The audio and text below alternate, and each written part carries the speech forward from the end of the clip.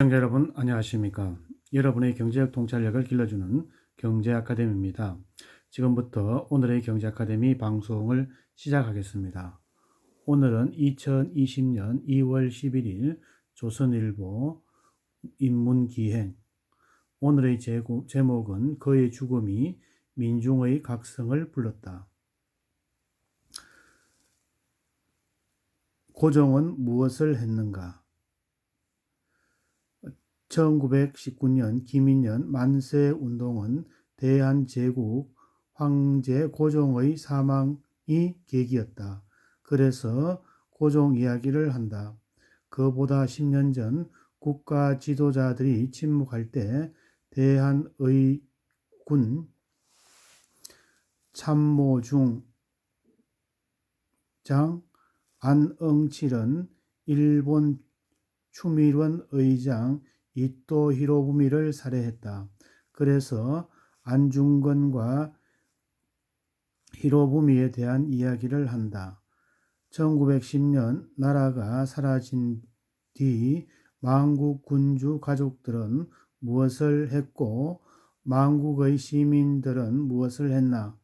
그래서 고종의 아들 순종과 그의 왕족들 이야기를 한다.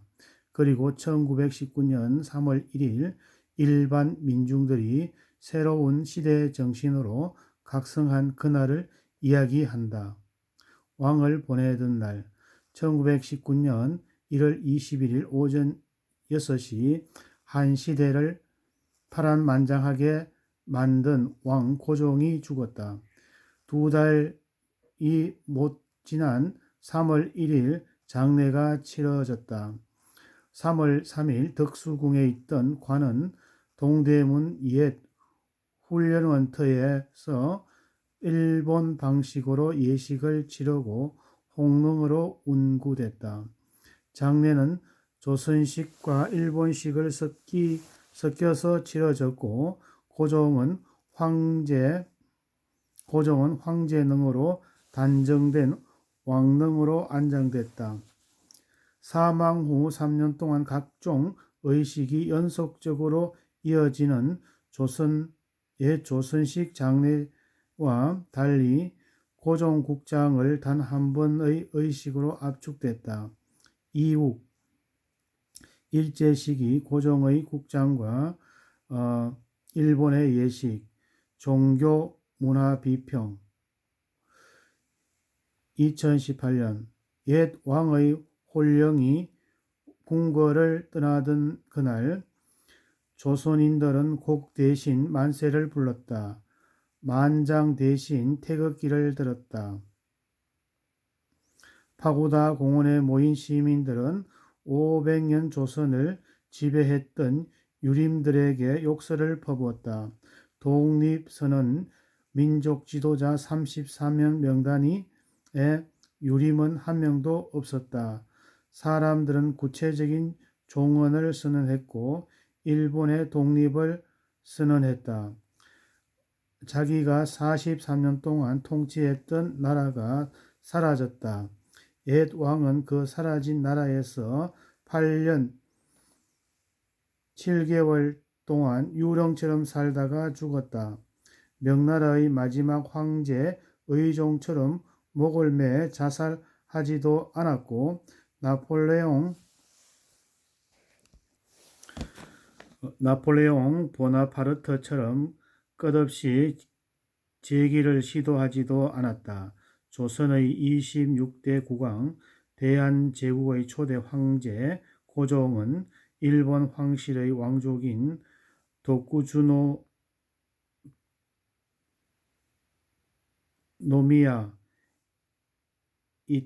이태왕이 죽었다.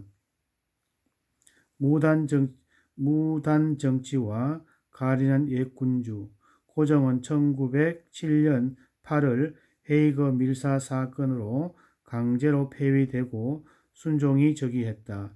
3년 뒤 나라가 사라졌다. 총독부는 통감부 시절 제정된 보안법과 신문법과 출판법으로 사상을 통제했다. 대한제국 시절 폐지되지 않던 태형을 활용해 공포를 조장했다.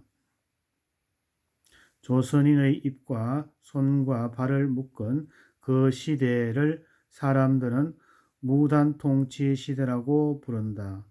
귀족의 자기를 받고 활개치는 옛 고관 대작들을 보면서 일반 대중에게 고종은 상징적인 힘이었다. 나라 팔아먹는 죄는 을사오적과 경술국적이 다 뒤집어섰고 대중은 고종에게 매국노에게 권력을 강탈당하는 가련한 군주로 각인됐다. 총독부는 그런 고종을 조선 대중으로 철저하게 차단했다. 망명을 권유한 근황파들 고종은 끝없이 궁궐 탈출을 시도해 왔다.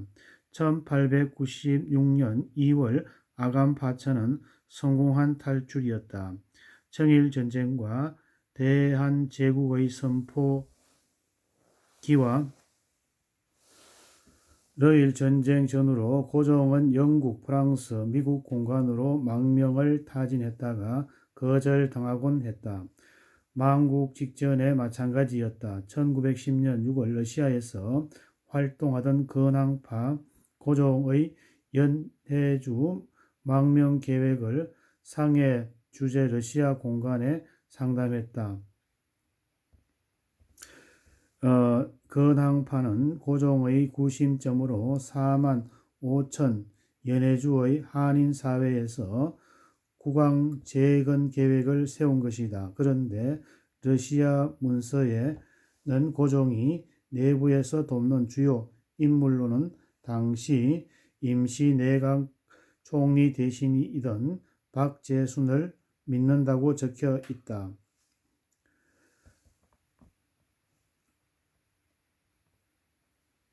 1918년 중국에서 활동하던 독립운동가 이회영이 또 한 번 고종 망명 계획을 세웠다. 이회영은 덕수궁 관리인 이교영을 통해서 고종에게 망명 의사를 타진해 승낙을 받았다. 민영달로부터 자금 5만 원을 받아 동생 이시영으로 하여금 북경에 행궁을 마련하는 단계까지 진전이 있었다. 그런데 갑자기 고종이 죽은 것이다. 연해주든 북경이든 계획을 세운 사람은 고종이 아닌 해외 운동가들이었다. 게다가 고종에게는 돈이 없었다. 고종이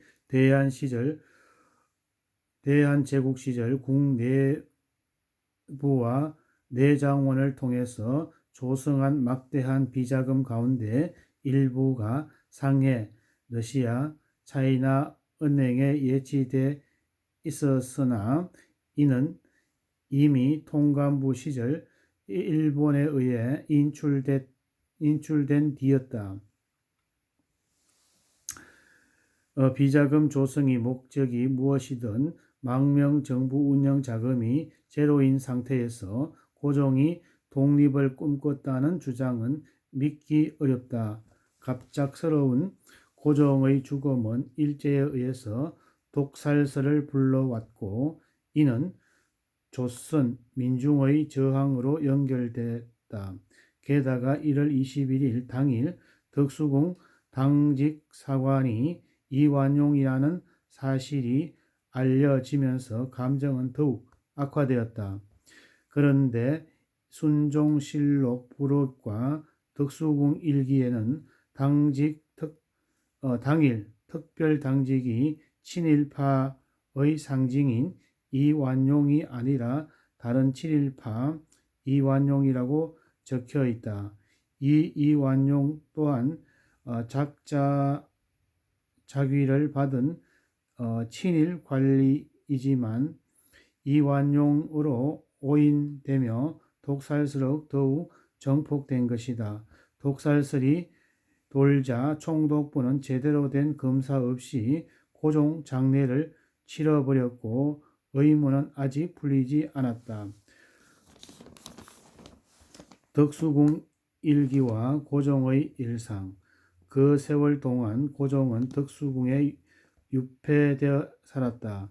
1911년 2월 1일 총독부가 대한제국궁 내부를 대체해 만든 찬시실은 고종의 비서 역할을 했다. 찬시실은 왕국시대 성정원처럼 일기를 기록했다. 일기에는 1911년 2월 1일부터 고종의 사망인 1919년 1월 21일까지 고종의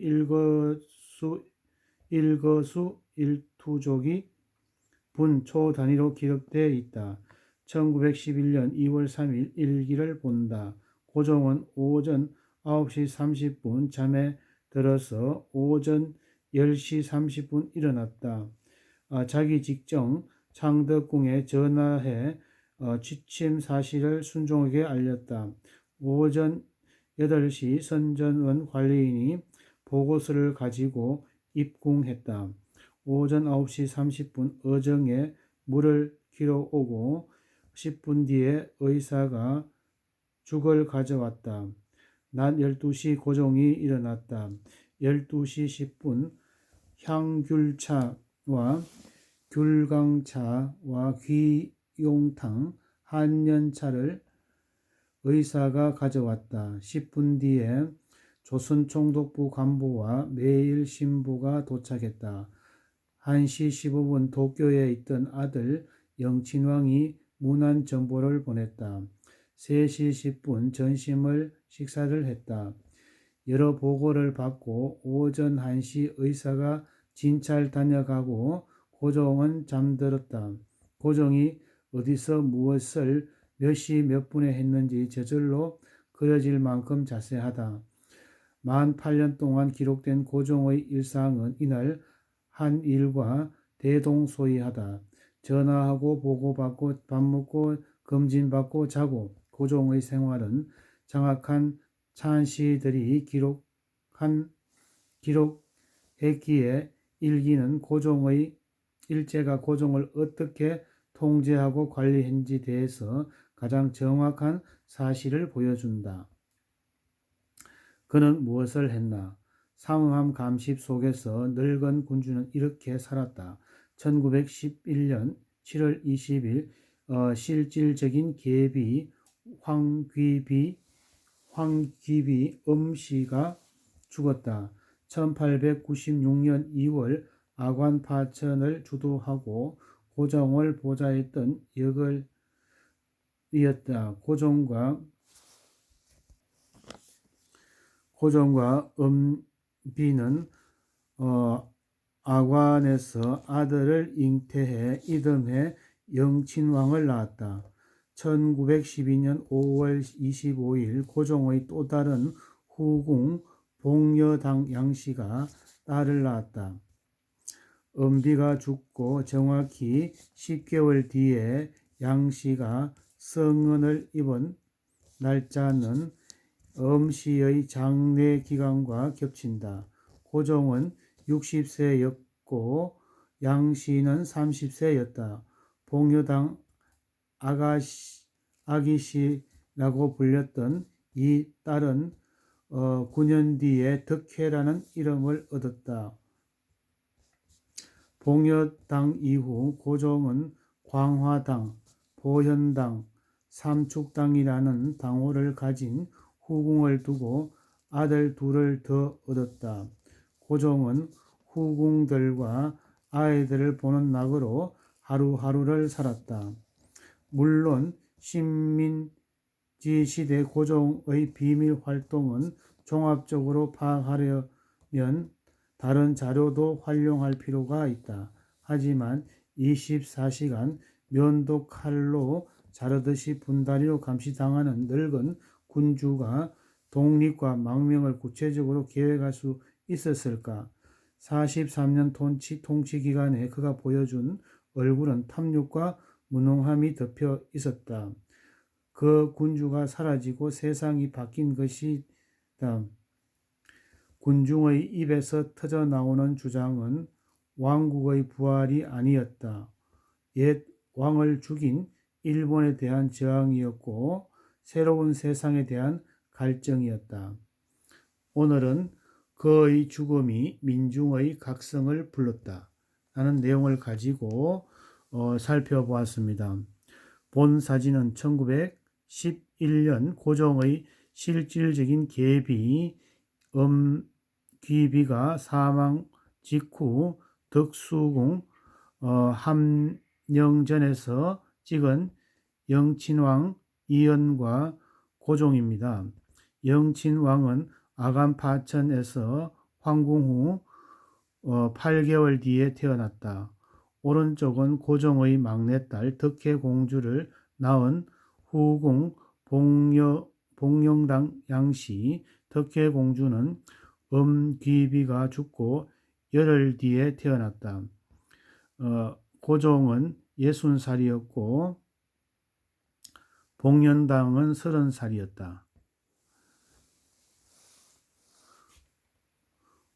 오늘의 역사 정보가 여러분의 발전에 도움이 되기를 기원합니다. 우리 경제아카데미 TV는 당신의 성공과 행복을 응원합니다. 지금까지 시청해주신 시청자 여러분 감사합니다.